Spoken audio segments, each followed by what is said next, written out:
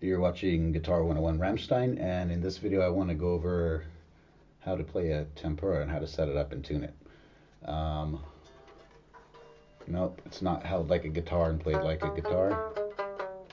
I guess you can, but it's actually not fretted at all. It's kind of a strange instrument, Indian instrument, and normally it's just held against your shoulder and plucked with the right hand higher up on the fretboard. Well, fretboard, but neck.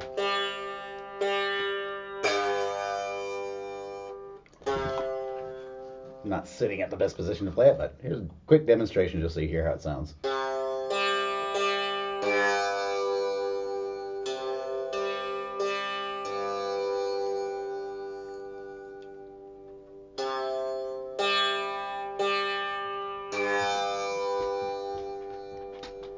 All right, so there's a lot of ways you can tune this. It's designed to be a drone, background drone to play over, and it works. It's pretty fun to play over it actually, and it works pretty good on recordings. This is a cheaper, small, slim model. I got it from a eBay seller in India that sold Indian instruments. I believe around 200 euro for it maybe. They can get a lot more expensive and get a lot bigger with a huge gourd on the back, but those are, yeah, they're going to run you quite a bit more. So tuning, there's a lot of different ways you can tune them. The best way I found to do it is to hold a note on a keyboard or something, and I'll use that as the drone note, so like a C, and I'll tune to that. And the way I have it tuned right now is C, G, G, C. So the first string, that's your peg here at the bottom. C, G, it's a little bit out of tune, is this peg. Another G at this peg, so third string up. The middle one is, or the third one is it's the same note as the second string, and the fourth string is a G again. Lower octave than the first one. And you hear it's a little bit out of tune. So that's what I'll go into next, is tuning it. The pegs are pretty like touchy, so you want to take usually it's easier to set it on your lap and do this.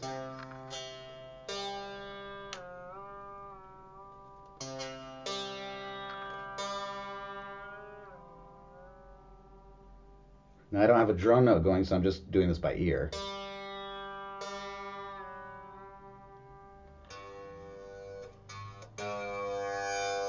And before I even tune, actually, one thing, there's these little sliding, look like swans, I guess, parts on the bridge here. So I'm going to put those kind of in a neutral spot. And after I tune, I can slide these to fine tune. So bring it up, it's going to lower. Bring it back, it's going to go higher in pitch.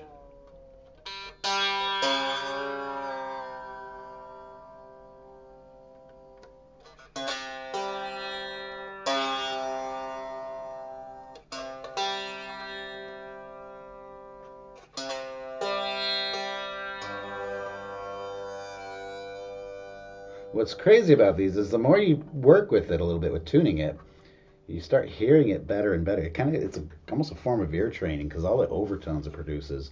So you start learning better to hear if it's in tune. And I could spend quite a bit with it. It's a lot easier if I have a background drone note going or a tuner.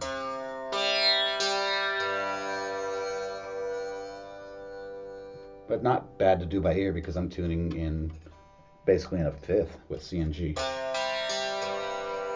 There's a lot of different tunings we can do.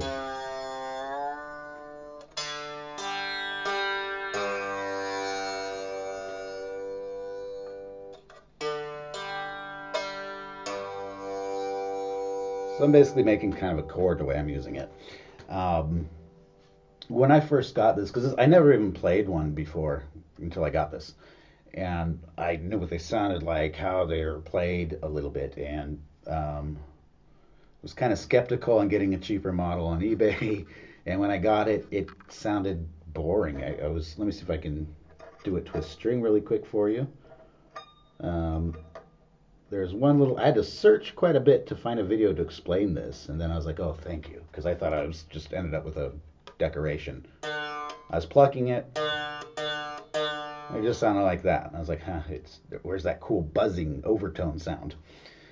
And I don't even remember if these weren't installed because the strings were loose. They were just on the tuning pegs, but they weren't even attached into the body yet. And I accidentally, I think, threw them away, and I had to find them in the trash that that it was packed in. But I found a video that shows at the bridge here. That's where we have these little threads that go under the string. And if we slide it up or down, you got to finally adjust it to find that sweet spot to where it'll buzz. So I moved it on this first string, and we hear it doesn't have hardly any buzz like that. So what you got to do is grab that thread on both sides that's under the string here, and you're going to slowly move it down or up. When you hit the right spot, like right there, you'll hear the most, where it gets the most buzz.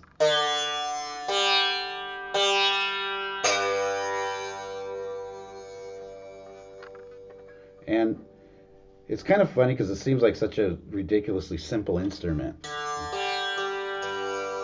But to play like a pattern, you're trying to play the way it's traditionally played. It's in this circular pattern that's always going. And it's a bit tricky. I mean, it's really easy to bump a string. It's a little harder than you would think it would be.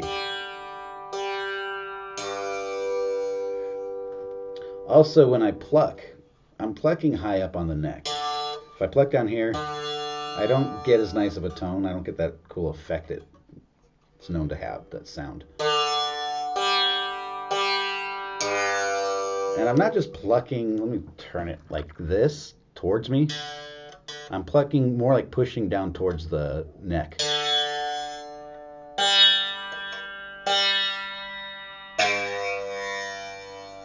And that's how I found to get the best sound out of it, that coolest, like typical Tanpura sound.